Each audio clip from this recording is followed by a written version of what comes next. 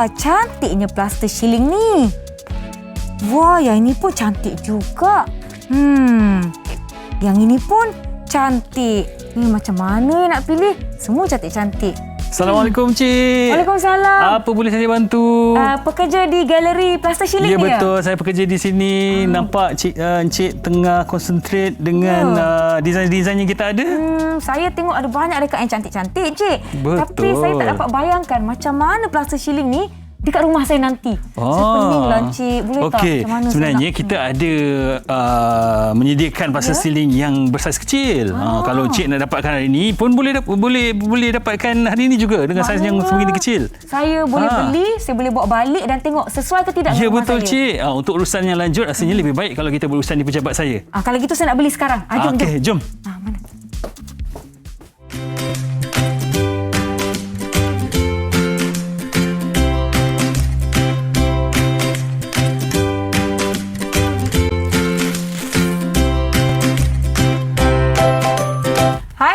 Assalamualaikum, anda sedang menonton Club Craft Didik KKD di saluran Didik TV KPM bersama saya Nisa K. Dan jom kita nak persilakan guru yang akan bersama-sama dengan kita hari ini, Cikgu Niza. Hai Nisa, apa khabar Nisa?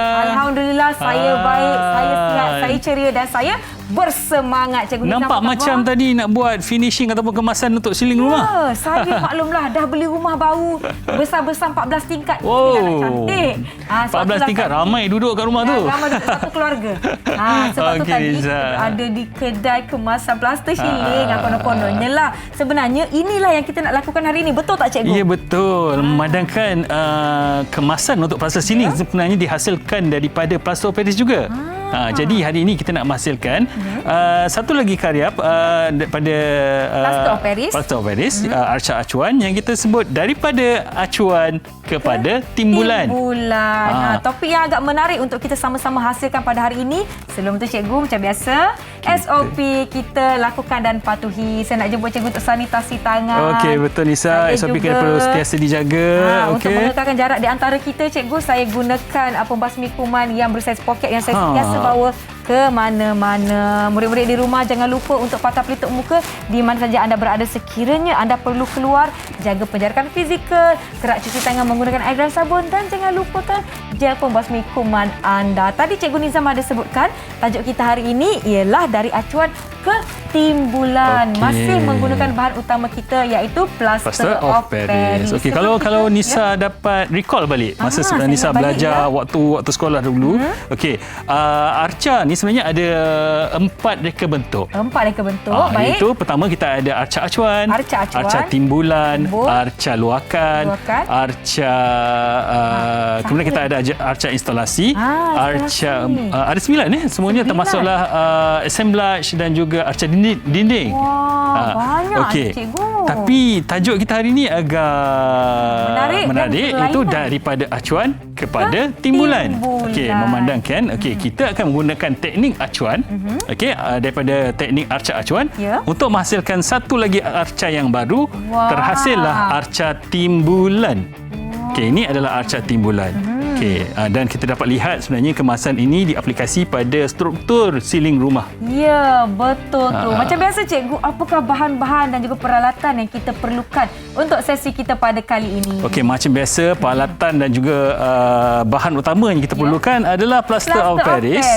Tanpa plaster of Paris tak jadilah kita punya arca nanti, Nisa. Okey, kemudian kita perlukan air. Okey, itu bahan utama dia untuk plaster dan juga bancuhan plaster of Paris kita. Betul. Bahan lain untuk menghasilkan acuannya adalah plastik atau tanah liat. Tidak kira lah apa pun warna yang kita gunakan. Ya, cikgu saja borong yang berwarna orange. Sebab dalam kamera nampak macam cantik. Ya, kan? Betul.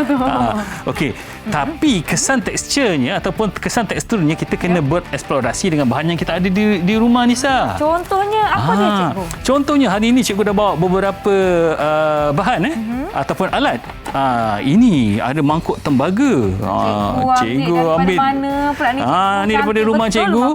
Okey, memandangkan kesan tekstur yang terdapat pada mangkuk tembaga ini kita nak gunakan nanti semasa menghasilkan acuan.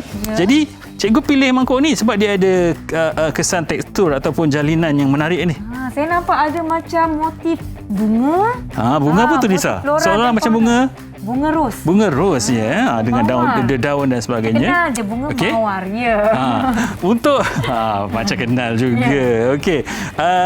Untuk dapatkan kesan ini kita kena cari sesuatu yang tekstur yang keras lah. Ya, seperti tembaga ni sebab nanti kita nak tekankan pada permukaan plastisin kita ataupun tanah liat kita. Okey. Kemudian cikgu juga gunakan ni apa ni Nisa? Yang ni kerongsang cikgu. Kerongsang. Selalunya kalau hari raya cikgu letak dekat songkok cikgu. Ya, betul. Okey. So kerongsang ini mempunyai kesan tekstur juga padanya ataupun jalinan. Ya. Dan ia juga keras dan sesuai untuk kita tekankan pada permukaan plastisin kita. Okey. Cikgu juga nak bereksplorasi dengan ni sepit rambut anak cikgu, marah dia malam tadi. Abang nak buat apa? Ni sepit rambut dia. Cikgu tanggalkan sebab memandangkan dia ada kesan tekstur pada sepit rambut ni. Jadi kita akan memanfaatkan kesan tekstur yang ada ini untuk menghasilkan karya kita.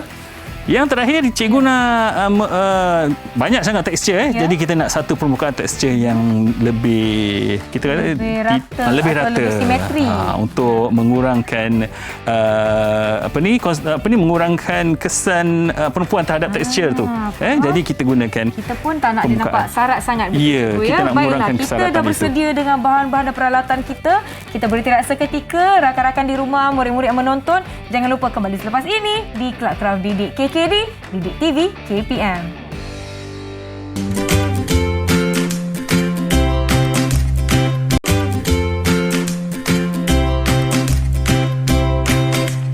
Terima kasih kerana masih menonton Kelab Kraft Didik KKD di saluran Didik TV KPM bersama saya Nisa K dan juga Cikgu Ahmad Nisa. Nisa.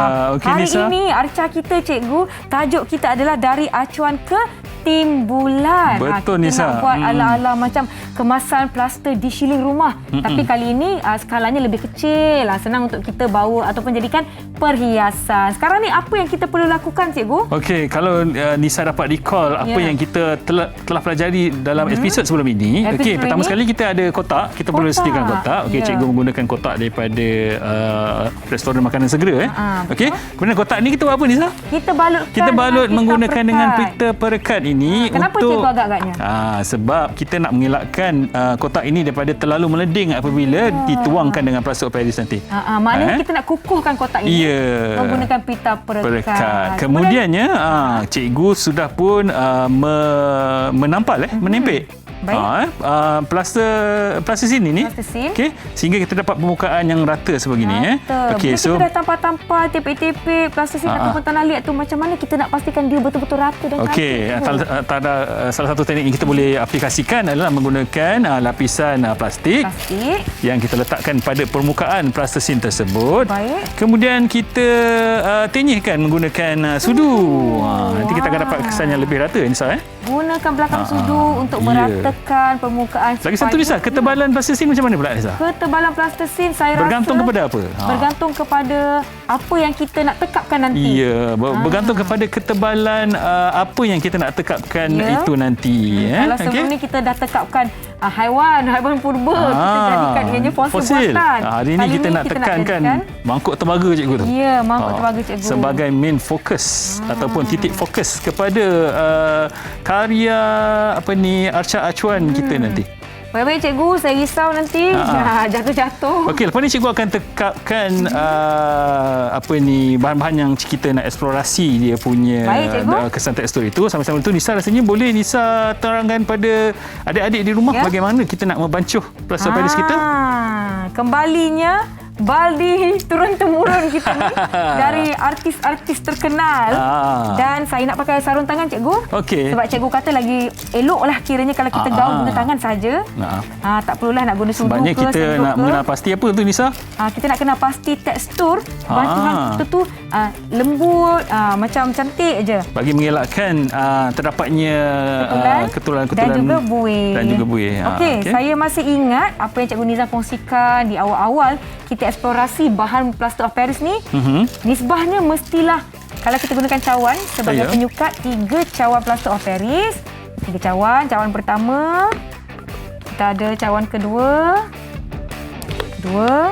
dan saya akan masukkan cawan yang ketiga. Okey.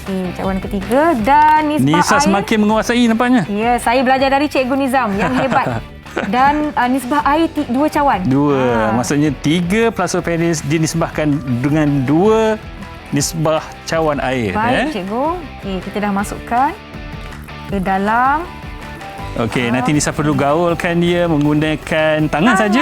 Sebab kita nak kesan nampak ni. mengenal pasti tekstur yang baik dalam bacuhan tersebut. Baik. Okey. Cikgu pula sama-sama itu akan menggunakan tembaga ini untuk cikgu tekapkan pada permukaan plastisine tadi untuk mendapatkan kesan tekstur. Jadi perlukan tekanan yang agak kuat. Okey, kita ambil mangkuk tembaga ni. Kita letakkan di tengah-tengah supaya dia nampak symmetrical. Simetri. Okey. Dan kemudian cikgu tekankan dengan sekuat hati. Wah. Supaya cikgu boleh dapat kesan tekstur tadi. Saya risau cikgu, baik-baik cikgu. Seperti baik. Kadang-kadang kita boleh gunakan permukaan yang lebih rata seperti lantai untuk lebih mudah mendapatkan kesan. Cikgu jangan duduk atas lantai cikgu, kita nak tunjuk pada murid-murid di rumah. Okey, tak apa, cikgu tekan Okey, murid-murid di rumah mungkin boleh minta bantuan daripada ibu bapa.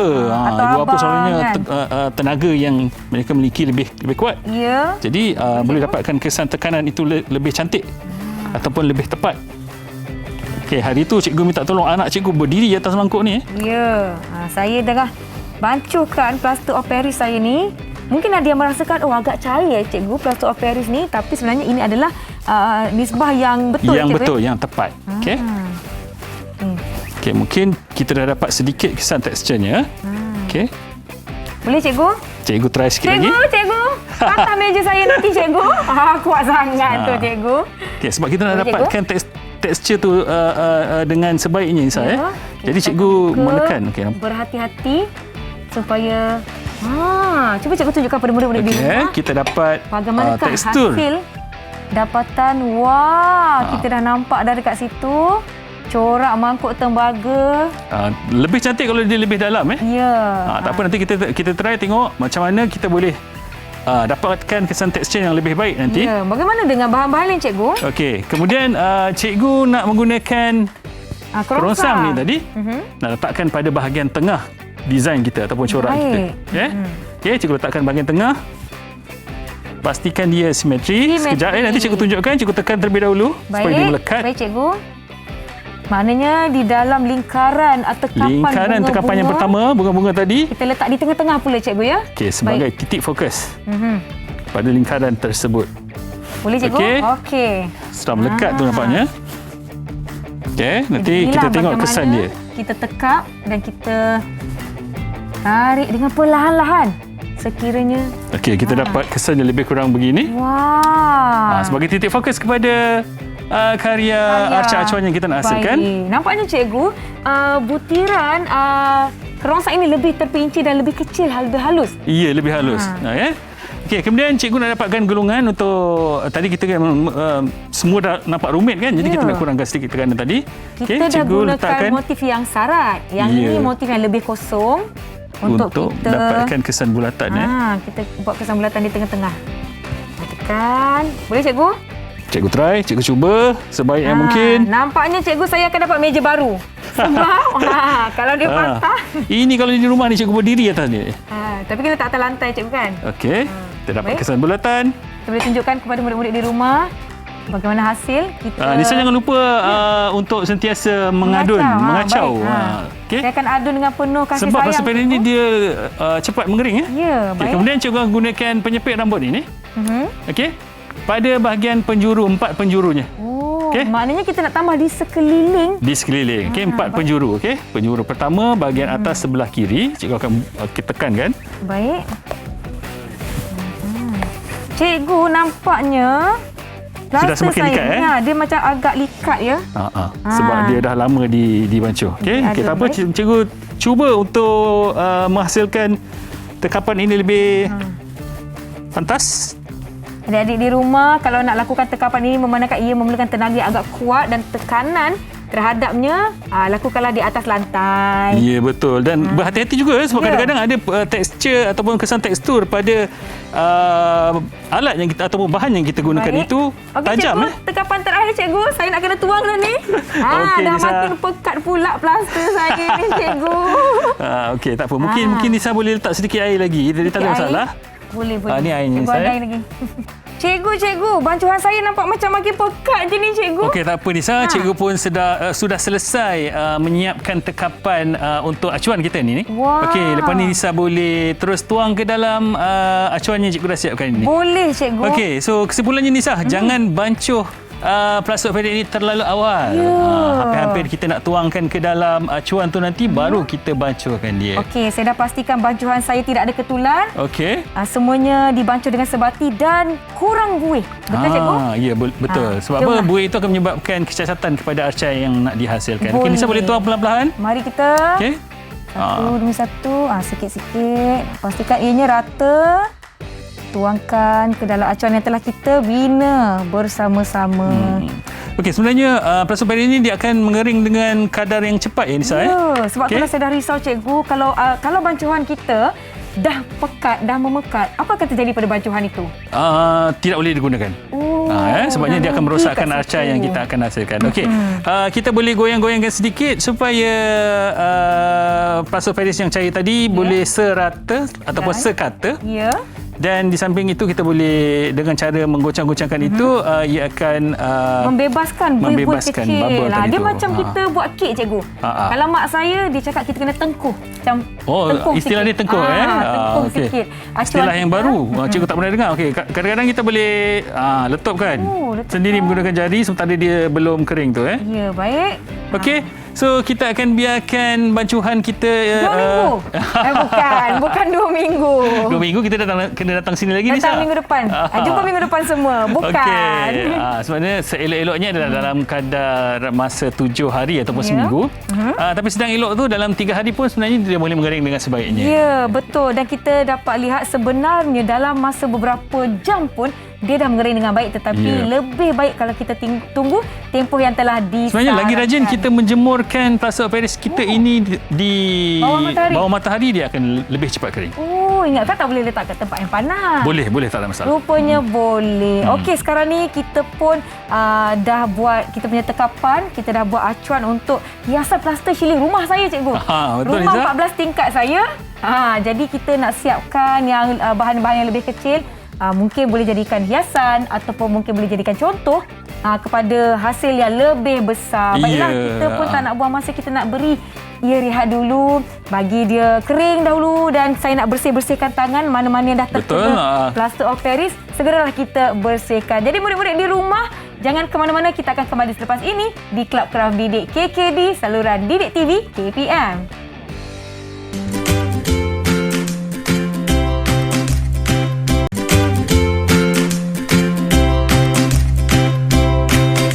Masih menonton Kelab Kraft Didik KKD di saluran Didik TV KPM bersama saya Nisa K dan Cikgu Ahmad Nizam. Nisa. Dan kita telah tunggu beberapa purnama. Saja je, tak adalah. Plastik operet kita ni keringnya. Betul. Tapi sebenarnya ini adalah hasil yang telah kita sediakan terlebih awal dan kita telah tinggalkan selama beberapa hari. Dan kita telah pun tunjuk kepada murid-murid di rumah semua yang menonton kita langkah-langkah untuk menghasilkan arca dari acuan ke timbulan. Sebenarnya teknik ini diaplikasi juga Nisa dalam bidang pembinaan. Jadi ini teknologi yang sama diaplikasi. Baik. Untuk menghasilkan kemasan siling. Kita buat dalam skala yang lebih kecil. Untuk dan kita hasilkan secara manual. Betul tu. Maklumlah, seperti yang saya petik kata-kata dari produser saya yang cantik tu, seni ada dalam diri kita. Kita perlukan masa dan juga usaha untuk kita keluarkan. Supaya kita tahu di mana potensi dan tahap kemampuan kita kerana #seni untuk semua. Jadi jom cikgu, saya tak sabar-sabar. Okey, ini adalah hasil yang telah kering. Cikgu nak keluarkan dia. Kadang-kadang ia agak sukar untuk keluar. Kita cuba buat mengikut cara yang biasa, dia agak sukar untuk keluar. Cikgu, macam mana cikgu kita nak keluarkan? Memandangkan ini adalah kotak ini daripada kotak kita semula saja. Jadi cikgu akan potong saja menggunakan pisau. Okey, untuk memudahkan. Betul Nisa. Apabila kita menggunakan peralatan yang tajam seperti pisau ini, kita kena berhati-hati, dan adik-adik di rumah boleh minta tolong daripada ibu bapa masing-masing, kakak atau abang. Baiklah. Okey, so cikgu potong kerana sedikit. Mata saya itu tajam. Kita tak nak perkara yang tak diingini terjadi. Cikgu gunakan pisau jenis anti cutter. Baik. Kita boleh bukakan sedikit, koyakkan sedikit, dan ia lebih mudah untuk dikeluarkan. Ini adalah hasil arca acuan kita, acuan ketimbulan. Dari acuan ketimbulan. Daripada teknik arca acuan, kita nak menghasilkan satu arca yang baru, iaitu arca timbulan. Itu kesan teksturnya. Ini adalah kesan tekstur yang telah kita tekak menggunakan bahan-bahan seperti mangkuk, yang ada ukiran-ukiran seperti kerongsang dan sebagainya. Dan di tangan Cikgu Nizam ialah hasil yang telah kita dapatkan, yang telah kita keringkan. Ya, betul Nisa. Untuk beberapa tempoh. Cantiknya, Cikgu. Okey, so macam seolah-olahnya plaster ceiling, kemasan plaster ceiling di rumah kita Nisa. Saya boleh bawa balik dan saya boleh bayangkan kalau di rumah saya yang 14 tingkat dah ada 400 bilik tu, Cikgu. Macam itulah. Macam besar di rumah. Kalau kita dapat lihat, kita boleh bandingkan dengan tekstur alat yang asal. Betul. Atau bahan yang asal yang kita tekankan tadi. Ini adalah kerongsang. Dengan butiran-butirannya semua ada. Yang ini adalah perhiasan rambut. Perhiasan rambut ataupun spek rambut tadi. Bahagian penjuru. Empat penjuru tadi. Okey. Dan kita telah gunakan mangkuk tembaga ini. Untuk focus point yang utama. Betul tu. Dan kesan bulat tu kita gunakan permukaan bibir cawan. Ni nampak. Baiklah. So ini adalah kesan yang kita dapat eksplorasi, kesan tekstur yang kita dapat bereksplorasi untuk menghasilkan satu karya acuan. Arca acuan. Betul tu. Cikgu, saya nak tanya Cikgu, adakah arca kita ni akan ditinggalkan sebegini atau kita boleh tambah dengan warna seperti warna? Kalau Nisa dapat tengok daripada pada awal kita punya rancangan tadi, ada gambaran seorang pelukis sedang mengecat, betul? Ya, betul. Dia tengah mengecat. So kita boleh cat kesan tekstur yang terdapat pada arca acuan yang menghasilkan arca timbulan kita ini dengan menggunakan bahan jenis akrilik. Tapi saya pasti itu memerlukan kemahiran yang sangat tinggi kerana butiran-butirannya sungguh halus dan terperinci. Baiklah, Cikgu, saya nak tanya Cikgu, apakah rumusan kita setakat kita telah pelajari pada hari ini dari hasil arca kita dari acuan ketimbulan? Okey, kalau kita dapat lihat Nisa, kadang-kadang daripada bahan-bahan dan alat yang kita ada di rumah, kita dapat menghasilkan karya yang mengutamakan kesan tekstur seperti apa yang kita hasilkan pada hari ini. Daripada kesan tekstur yang ada, kita dapat menghasilkan satu karya arca acuan yang mirip-mirip seolah-olah macam kemasan siling. Betul tu. Baiklah, dan ini memerlukan kesabaran dan juga ketelitian, dan juga kita mesti berhati-hati dalam nak membancuh pun ia juga. Ya, betul Nisa. Semuanya terhasil dengan cantik dan ini adalah antara peralatan yang Cikgu gunakan untuk mengemaskan. Untuk kemasan akhir kita. Seperti biasa, kalau ada bahagian-bahagian yang tidak kemas, pada bahagian belakang maupun hadapan arca kita ataupun bucu, kita boleh mengemaskannya menggunakan kikir besi. Kikir besi. Cikgu bawa ni. Okey, sama saja macam episod sebelum ini, kita boleh kikirkan pada bahagian yang tidak rata tadi. Okey, cikgu tunjukkan sedikit sahaja sebab kita tak nak mengotorkan studio kita, Nisa. Ya, betul tu. Baiklah Cikgu, terima kasih Cikgu Nizam di atas perkongsian berkenaan dengan arca kita pada hari ini. Bahan utama kita adalah plaster of Paris.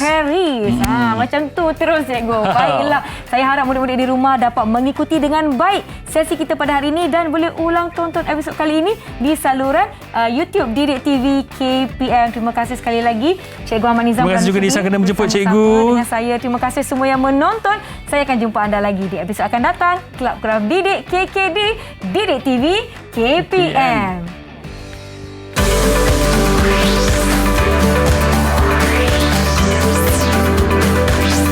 Didik TV KPM.